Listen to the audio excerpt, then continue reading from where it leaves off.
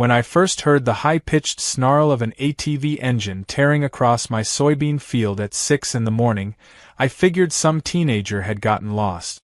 Maybe a farm kid thought it would be funny to joyride through my crop rows.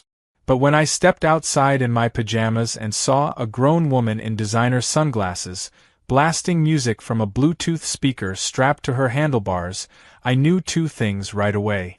1, this wasn't a mistake. 2, she was coming back.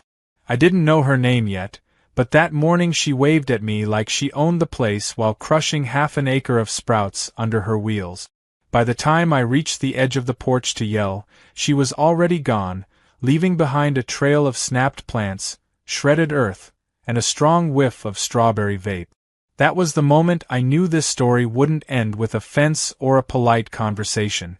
It would end with horns. Real ones. I tried to be civil. I really did. I walked over to the nearest house the next day and knocked, hoping to find some reasonable adult I could talk to. A teenager opened the door, then shouted for his aunt. When she appeared, I recognized her immediately. The sunglasses, the attitude, the ATV helmet hanging from her elbow like a trophy. She leaned against the doorframe and listened to my concerns with the expression of someone being forced to watch a documentary on paint drying. I told her she was damaging my crops, risking fines, and trespassing. She shrugged. I asked her politely to stop. She smirked. Then she told me to prove it. That's when I realized who I was dealing with. Not a rogue thrill-seeker, but a full-blown entitlement storm in yoga pants. Her name was Amanda, but she introduced herself with the phrase I'm sure you've heard 100 times if you've ever dealt with a Karen. She said I'm friends with the mayor and HOA president, so you might want to back off. I blinked. She stared. Then she told me my field was boring and empty, and she'd be back tomorrow. It was the kind of interaction that leaves you blinking in disbelief long after the door slams shut. My blood pressure rose every time I thought about it, and I thought about it a lot. Especially the next morning when the sound of that engine came screaming back across the field, this time with her dog riding shotgun in a milk crate duct-taped to the back. For the next week, it was like living in a real-life video game where I was the slow-moving obstacle and she was the boss level with infinite respawns. No matter what time I came out, there she was, kicking up dirt, flattening my irrigation markers, weaving in and out of scarecrow posts like she was in a motocross championship. I tried taking photos. She flipped me off. I tried putting up signs. She ran them over. Once, I even caught her laughing while live streaming the ride on her phone. I reported her to the local sheriff's department, but the deputy just gave me a half-hearted promise to follow up. The mayor's niece, it turned out, had more immunity than a diplomat with diplomatic plate. Every attempt I made to reason with her only seemed to encourage her more. Things got worse. She started bringing friends. One morning, I counted 3 ATVs crisscrossing my field like it was their personal playground. They brought coolers, parked under my oak tree, and set up folding chairs like it was a picnic spot. I called animal control when her unleashed dog started chasing my chickens. They said they'd make a note. I put up a barbed wire fence. They ran it over. By the end of the second week, I'd lost almost 10% of my crop, and my mental health was balancing on the edge of a shovel handle. Then came the final straw. Or, more accurately, the final tire. It had rained hard the night before. The earth was soft and sticky, the kind of soil that swallows boots and spits out socks. At dawn, I heard the familiar roar and walked out with my coffee cup steaming in hand. Amanda was back. But this time, she wasn't moving. Her ATV had sunk halfway into a mud pit I'd been prepping for a new irrigation line. She was standing on top of my scarecrow pole, screaming into her phone and flailing her arms like she was auditioning for a horror movie. I thought she was being dramatic until I saw what had her so terrified. There was something moving slowly through the tall grass nearby. Something massive, brown, and snorting like a dragon with allergies. That was the first time in years I saw the beast stir. Beast wasn't his real name. His name was Toro, a retired rodeo bull I'd adopted when he was deemed too ornery for the circuit. He was massive, black as night with a white blaze on his forehead and the kind of shoulders that could flatten a small car. Normally, he stayed in the upper pasture, well away from the fields. But thanks to the rain and a broken latch, Toro had found his way into the southern stretch of land. And there, with Amanda frozen on the scarecrow post and her ATV stranded in the muck, Toro emerged like the final boss of karma. She screamed. I sipped my coffee. Toro didn't charge. He just stared. Calm. Curious. Judging maybe. Amanda lost her mind.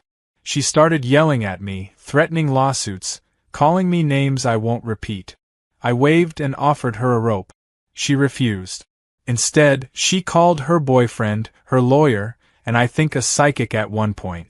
Meanwhile, Toro turned and walked away, unimpressed. But the damage was done. Amanda had been humbled, if only for a moment, and I had caught the entire scene on my field cam. That day changed everything. Suddenly, Amanda stopped riding through the field. Not because she respected me. No, because she was terrified the bull might be watching. She started calling the police on me, accusing me of training an animal to stalk her. Animal control visited again, this time laughing as they reviewed the footage. They confirmed Toro had done nothing wrong. But they warned me, if I used him as a scare tactic, there could be consequences. I nodded, smiled, and then started planning something a little more elaborate. Because when Amanda returned, and I knew she would, I wouldn't just rely on dumb luck or soft mud. I was going to let the beast loose the right way. Trained, baited, and broadcast for the world to see. This wasn't just a turf war anymore. It was a showdown. My field, my bull, her entitlement. And this time, karma wouldn't be walking away. It'd be charging in horns first. The silence that followed Amanda's ATV getting stuck was short-lived. It lasted maybe 2 days. Long enough for me to reseed the trench she had plowed through my west crop row, and just long enough for me to get comfortable with the idea that maybe she had finally learned her lesson. Maybe standing on a scarecrow pole while a 1-ton bull stared her down had knocked some sense into her. I even thought, stupidly, that the situation might resolve itself with no more drama. But I should have known better. Entitled people don't retreat. They regroup. And Amanda came back swinging, not with her ATV this time, but with threats, noise, and enough spite to curdle fresh milk. It started with passive-aggressive retaliation. The first was at the local feed store, where I've been a regular for years.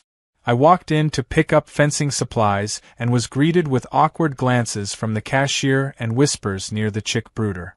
Then, out of nowhere, Amanda burst in wearing yoga gear and a pair of muddy boots like she'd just escaped from a discount survival show. She marched up to the counter and pointed directly at me, declaring in a voice that carried like a sermon at a revival tent that I was a menace to the neighborhood. She told the clerk I had a trained attack bull, that I was some kind of livestock lunatic who terrorized local women. She demanded they stop selling me supplies. The entire store went silent. And then the manager, a man who'd known me for 20 years, asked her to leave before he called the police. She stormed out muttering something about Yelp reviews and legal action. That afternoon, my mailbox had 3 new envelopes. One from the HOA, one from Animal Control, and one from a law office with a name that sounded like it belonged to a reality TV show contestant. The HOA letter accused me of creating an unsafe environment by allowing aggressive agricultural elements to roam free. I reread that phrase 3 times and laughed so hard I nearly choked on my iced tea. The animal control notice was another complaint Amanda had filed, claiming Toro had been unleashed as a weapon. The law firm letter was a cease and desist written in legal jargon, so poorly structured it read like it was generated by a third-rate chatbot. I tacked them all to my fridge under a magnet shaped like a cow. New decorations. That's when I decided to stop playing defense. If Amanda wanted drama, I was going to give her a stage she couldn't handle. My first move was petty, I admit that. But when someone repeatedly drives a 4-wheeled engine of destruction through your livelihood, you stop aiming for maturity and start aiming for impact. I ordered a dozen garden gnomes online. Not the cute ones. These were hideous, hand-painted monstrosities with angry eyes and crooked grins. I placed them in a straight line right down the area where Amanda usually entered the field.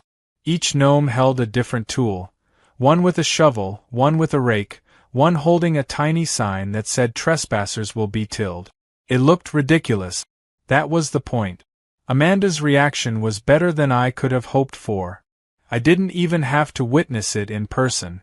My field cam caught the whole thing. She pulled up on foot, saw the gnomes, screamed something unintelligible, and kicked the first one so hard it flew 10 feet and shattered. Then she tripped over another and landed in the mud, covered from shoulder to knee in swampy sludge. I laughed until my ribs hurt. But of course, she used that incident as more ammunition. She filed yet another complaint, this time claiming my gnomes were designed to cause physical harm.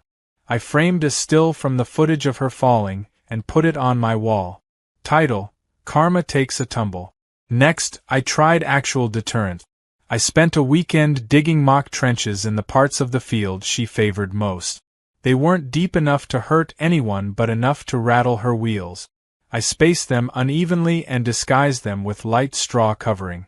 The idea was to make it feel like she was hitting potholes, throw her rhythm off, maybe even get her to turn around. But Amanda was like a cockroach in an obstacle course. No matter what I put in her way, she just powered through.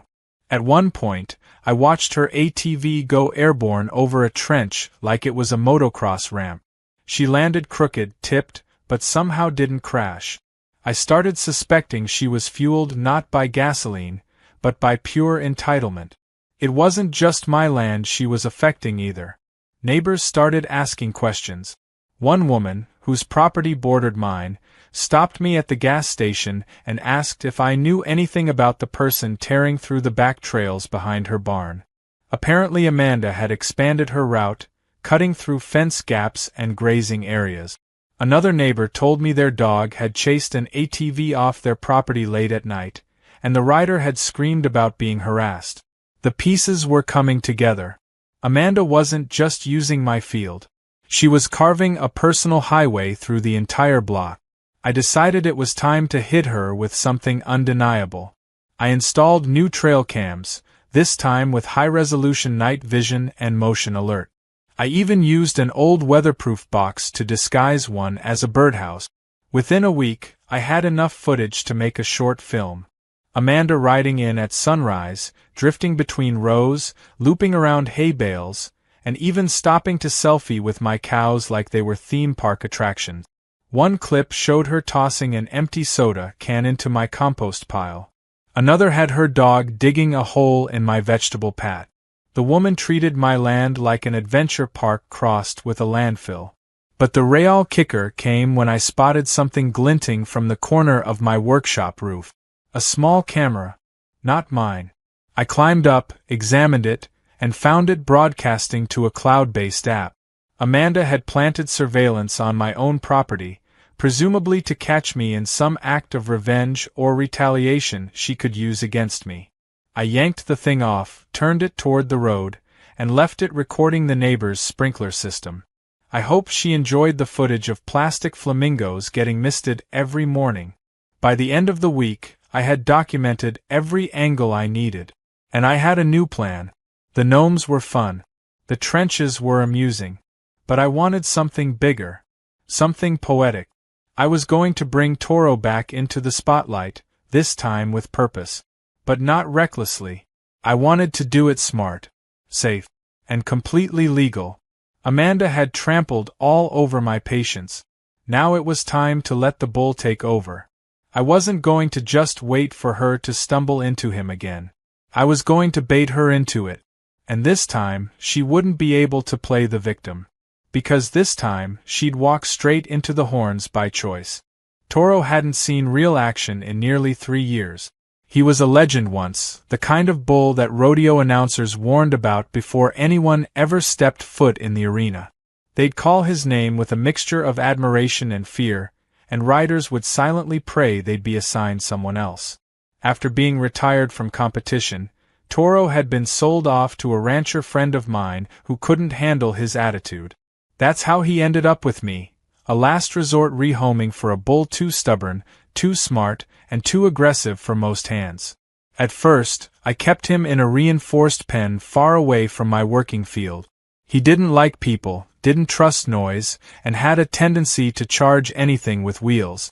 It took 6 months before he let me get within 10 feet without snorting like a freight train. But once we understood each other, Toro became manageable, almost like a grumpy roommate who didn't want to be bothered unless it was feeding time. He wasn't a pet, not even close, but there was a strange mutual respect between us. And now, with Amanda turning my land into her personal racetrack, it was time to bring Toro back. I didn't want to just unleash him like some cartoon villain. I wanted this to be strategic. I started with simple conditioning. Every time Amanda's ATV screeched across my property, I'd bring Toro to the fence line, stand there with him, and let him watch. He'd stare at the moving machine like it owed him money. I'd give him a treat every time he stomped or snorted at the sound. The idea was to reawaken that instinct buried deep in him, the one that used to flare up at the sound of loud engines and bright movement. Within days, he started pacing the fence every morning like he was waiting for her. I didn't even need to train him much. The noise did it all. Amanda's sense of superiority was revving up my secret weapon with every lap she took. Things escalated fast. One weekend, the local community held a small barbecue event at the neighborhood park just down the road. Nothing fancy, just some folding tables, a grill, and folks from the surrounding properties coming together. I brought some corn and a few pies, planning to enjoy a quiet evening. Amanda showed up wearing a jacket that said "Ride Free" in rhinestones and started telling anyone who would listen about the trauma she suffered on my field. She claimed I had weaponized livestock, that I was a danger to society, and that her therapist had diagnosed her with bull-induced stress disorder. She might have made that up on the spot. Her performance would have been entertaining if it weren't so wildly dishonest. What really made the evening memorable, though, was when Toro decided he was tired of hearing her voice from across the property line. The wind must have carried the scent or the sound. I never figured out what set him off exactly, but midway through Amanda's story about how I trained Toro to recognize her perfume, we all heard the crash. A loud, metallic thud, followed by the unmistakable groan of splintering wood. Toro had broken the gate. I sprinted toward the sound as Amanda screamed and ran toward her car. Everyone else scattered, unsure if this was some farm-themed entertainment or an actual emergency. Toro didn't chase anyone. He just stood at the edge of the lot, snorting and pawing the ground like he was claiming it for himself. I calmed him down before animal control showed up, but Amanda had already posted the event on social media, calling it an assassination attempt via livestock. She uploaded it with dramatic music and slow-motion effects, which, ironically, made her look like the villain in a nature documentary. To my surprise, the animal control officers who arrived weren't angry. In fact, one of them pulled me aside and asked if he could take a selfie with Toro. Apparently, they'd heard stories about the bull and were curious if he was really as dramatic as the reports claimed. After reviewing the footage from my cams and seeing Toro hadn't charged or even crossed the property line, they chalked it up to a busted latch and left with a warning to double-check my fencing. Amanda, of course, was furious. She told the officers I had trained the bull like some kind of homestead hitman. They didn't take her seriously. If anything, they seemed amused. But I knew she wasn't done. Amanda never backed down quietly. What I didn't expect was the surveillance. A few days after the incident, I spotted a strange glint near the barn roof. Climbing up, I discovered a camera that didn't belong to me. It was mounted on a swivel, battery-powered, and clearly pointed at my property. Amanda had planted it there, probably hoping to catch Toro misbehaving. Instead, I turned it around and let it record my scarecrow for a few days, then added a sign under it that said "Hope you like watching me weed." The next morning, the camera was gone. A few days later, I found a new one disguised inside a fake birdhouse. That one I took down and mailed to the HOA with a note that said please stop spying on my compost pile. They never responded, but the cameras didn't reappear. Amanda tried to escalate again, this time bringing her boyfriend along. He arrived in a BMW that looked like it had never touched a dirt road and stepped out with the self-importance of a man who had just discovered a Wi-Fi signal in the woods. He introduced himself as a legal consultant, though he never actually said he was a lawyer. He told me Amanda was considering a harassment suit and that I should prepare for legal consequences if I didn't restrain Toro. I asked him if Amanda was planning to stop driving her ATV through my property. He said no.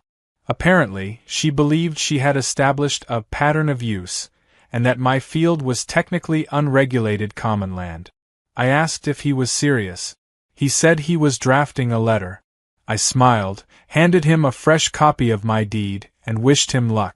As all of this played out, I noticed something new in Toro. He wasn't just reacting to noise anymore. He was watching, thinking, waiting. I'd never seen that level of calculation in a bull before. He'd stare at the field like he was remembering. Amanda had become part of his routine, part of his daily landscape, and I had the growing suspicion that if she crossed his path again, he wouldn't just stand still. He'd do something about it. That idea both excited and worried me. I didn't want anyone to get hurt. But I also didn't want to keep living like my own land was a game board for someone else's chaos. The final push came when I caught Amanda bragging at the local diner. I was sitting 3 booths over, minding my business, when I heard her say she'd be making one last ride soon, a big loop for her online followers. She said she'd show that psycho farmer he couldn't scare her off. I watched her wave her phone around, laughing, probably unaware I was within earshot. That's when I decided it was time. No more gnomes. No more ditches. This wouldn't be a prank. It would be a demonstration. One that couldn't be ignored. Toro wasn't a tool. He was a consequence. And Amanda was about to meet him on his terms. It took me 3 days to prepare the field. Not because it needed to be elaborate, but because I wanted it to be precise. Toro wasn't a circus act or a scare tactic anymore. He was part of a statement. I mapped out the area Amanda usually entered from, lined it with new trail cams, and made sure every inch of footage was backed up in the cloud. I reinforced the old fencing to keep Toro contained until the right moment and installed a custom gate on a remote release I rigged together from an old garage door opener and a fishing line pulley system. It wasn't high-tech, but it would work. This wasn't just revenge. It was theater. And Amanda, whether she knew it or not, was about to be center stage. The morning of the big event, I noticed something strange. Amanda wasn't alone. She rolled up to her usual entry point with 2 ATVs behind her, one carrying a woman wearing leopard print leggings and a GoPro strapped to her head, and the other with none other than her so-called boyfriend/legal consultant. The man looked ridiculous, dressed in loafers, khakis, and a sport coat that had no business being within 30 miles of a soybean field. Amanda was already filming herself with a ring light duct-taped to the front bar of her ATV, narrating some fake documentary about reclaiming public land. She didn't realize it, but the show had already begun. I stood in the distance, hidden behind a hay bale stack, watching the scene unfold with a cup of coffee and Toro chewing grass beside me like a calm bomb waiting for ignition. Amanda revved her engine, pointed toward the field, and shouted something about not being intimidated. The other 2 followed, laughing like they were on a joyride. That was my cue. I walked over to Toro, patted his shoulder, and gave him a look we both understood. Then I pressed the remote. The gate creaked open with a metallic groan. Toro didn't charge. He didn't storm out like a monster. He walked. Purposeful. Heavy. Silent. His hooves left impressions in the soft dirt with every step, and his eyes locked onto the ATV convoy like he'd been expecting them. He cut across the rows slowly at first, moving diagonally, a living shadow moving through gold. Amanda didn't see him until he was maybe 30 yards away. The moment she noticed, her expression froze. Her bravado snapped like a twig underfoot. She tried to accelerate, but her front wheels hit one of the soft trenches I'd dug weeks earlier. Her ATV jolted, tilted, and she nearly flipped. The other two skidded to a stop behind her, unsure whether to go back or forward. That's when Toro broke into a trot. Not a charge, not yet. Just enough to make his mass very, very clear. Amanda screamed something about animal control. The boyfriend shouted at me from across the field, waving his arms like a broken windmill, yelling legal jargon that got swallowed by the roar of Toro's breath. I stayed silent. Let it unfold. Toro kept moving.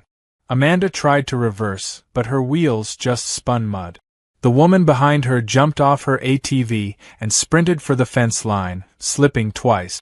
The boyfriend was halfway through dialing his phone when Toro stopped just a few feet from Amanda's stalled machine. He stared. She stared back.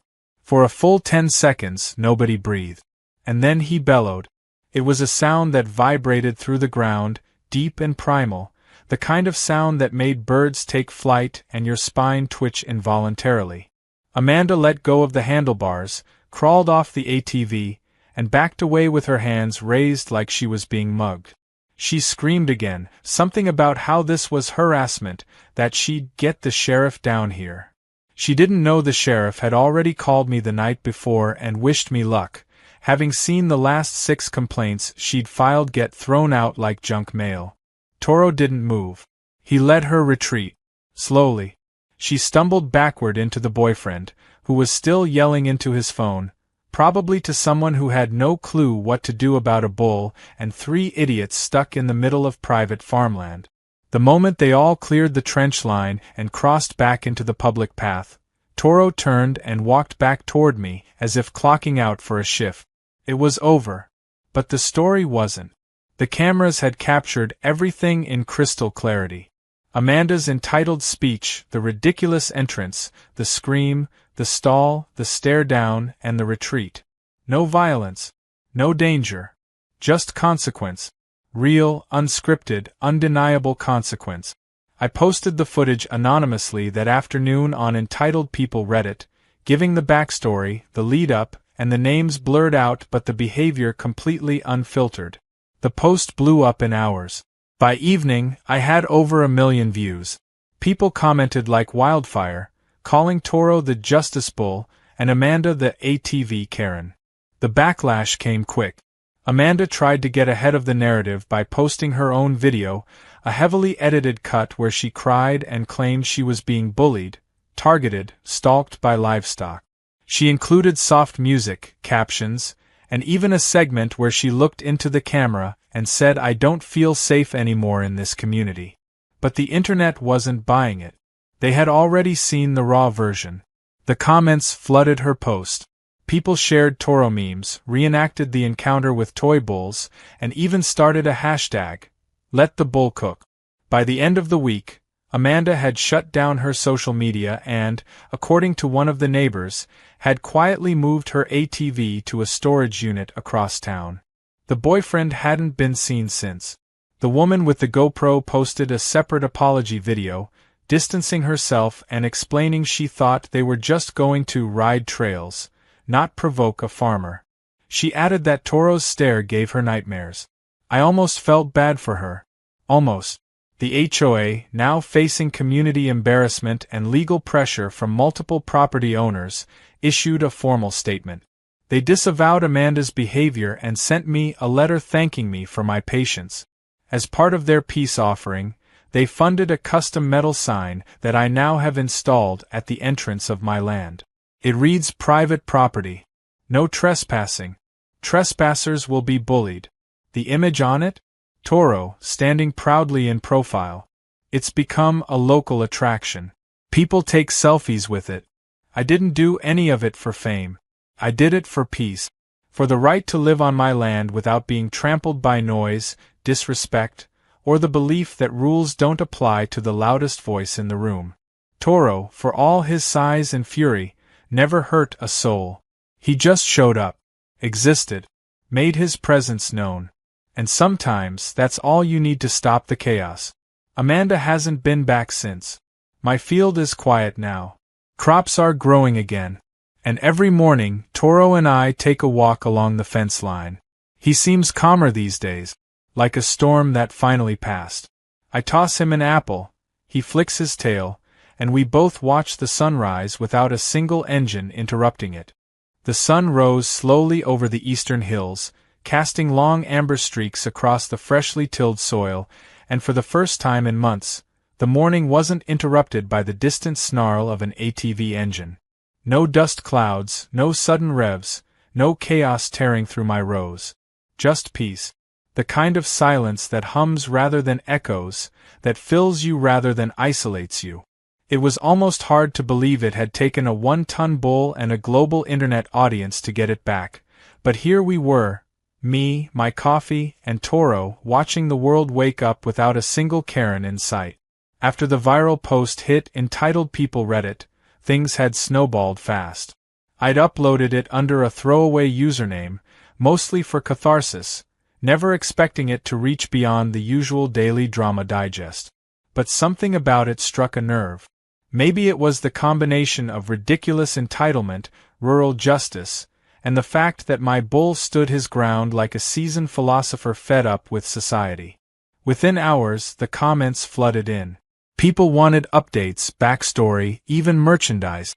Someone turned the confrontation into an animated short where Toro was voiced by Morgan Freeman. I didn't know whether to be flattered or worried. The original video was reposted on Twitter, Instagram, TikTok, and even a few farming enthusiast forums. It exploded. Thousands praised the simplicity of the solution, some called it poetic justice, and a few even asked if they could visit the field in person. My inbox filled up with messages from strangers around the world saying it was the best use of livestock they'd ever seen. And somewhere in the madness, the HOA began to panic. Not because they cared about my property or the rules, but because their name started trending, and not in a way they liked. Their official website was bombarded with traffic. Posts and memes mocked their prior inaction and favoritism. Local reporters started sniffing around, asking questions about why a private landowner had to resort to defensive livestock to secure his rights. That's when the letters started. First came the apology, generic, templated, signed by the HOA president who once ignored 3 of my complaints. It was followed by a peace offering in the form of a laminated certificate recognizing my commitment to community harmony. I nearly framed it as a joke. Then came the more serious message, a formal acknowledgement that Amanda had violated multiple property agreements and was no longer considered in good standing. Word was she had quietly left town the week after the video hit 1 million views. Meanwhile, Toro had become a local legend. Kids drew chalk pictures of him on sidewalk. Someone dressed up as him for a community costume day, wearing a cardboard box with horns and yelling "no trespassing" like a battle cry. One elderly woman from 2 towns over mailed me a hand-knitted sweater with Toro's face on the front and the phrase "let the bull cook" stitched on the sleeves. It was completely ridiculous and also the warmest sweater I own. Amanda, for her part, did what most people in her position do when the internet turns on them. First, she doubled down, releasing a polished, overdramatic video in which she painted herself as a victim of rural aggression, suggesting I had manipulated public opinion and twisted the truth for fame. She even tried to rebrand herself as a kind of off-road rights activist, saying people deserved access to unused land for recreational purposes. But no one bought it. Her previous footage, the live stream from her GoPro friend, the countless videos from my own cameras, everything contradicted her claims. And when her ex-boyfriend leaked text messages revealing that she had bragged about getting away with trashing my fields for weeks, the final nail hit the coffin. Her social media vanished. Her influence evaporated. She didn't just lose the public. She lost the attention she thrived on. I thought things would settle there. But life has a funny way of stretching the consequences just a little further. A few weeks later, I was contacted by a small production company that wanted to make a segment about landowner rights and rural justice for a web docu-series. At first, I said no. I didn't want the circus. But they insisted it would be respectful, honest, and focused more on the legal gray areas that allowed people like Amanda to push boundaries without consequence. Eventually, I agreed under one condition: Toro had to be the center of the story. They came out, filmed for 2 days, and left smiling. The crew even brought apples for Toro, who basked in the attention like a seasoned celebrity. The episode aired quietly but gained traction, and before long, someone from a national agriculture network reached out about showcasing Toro during a segment on famous farm animals. I didn't think bulls could blush, but if they could, Toro would have then. Despite the absurdity, life returned to normal in the best way. My fields healed. The crops grew again. My mornings were quiet. And Toro settled back into his old routine, watching the hills with that same slow, deliberate awareness that had made him both terrifying and fascinating. He still walked the perimeter sometimes, not out of aggression but habit, and maybe deep down a little pride, because he had done something most people couldn't. He'd changed the story. Sometimes I'd get visitors, people driving from nearby towns just to snap a picture of the now iconic sign the HOA had installed as part of their truce.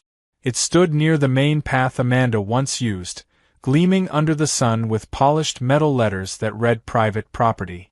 No trespassing. Trespassers will be bullied. Next to it stood a life-sized steel sculpture of Toro that some local artist had donated after seeing the viral video. He called it Field Justice. It was crude and rusted, but somehow perfect. I never wanted fame. I never wanted trouble. All I wanted was my land, my peace, my morning coffee without the sound of entitlement ripping through the earth. And thanks to Toro, I had that again. The final chapter wasn't about revenge or internet clout. It was about restoration, reclaiming space, reminding people that even the quiet ones, the ones who live off the beaten path, who mind their own business, have limits. And sometimes they come with horns. As summer turned to fall, I walked the field with Toro beside me, the sky painted with streaks of orange and gold. We didn't speak, obviously, but if I had to guess, I'd say Toro felt it too. The sense that balance had returned. That for all the nonsense and noise, something good had come out of it. He stopped near the old scarecrow post where Amanda had once perched like a confused bird trying to escape her own decisions. I laughed quietly. Toro snorted. The wind rustled through the corn. And in that moment, nothing in the world could touch us. Peace, after all, isn't the absence of conflict.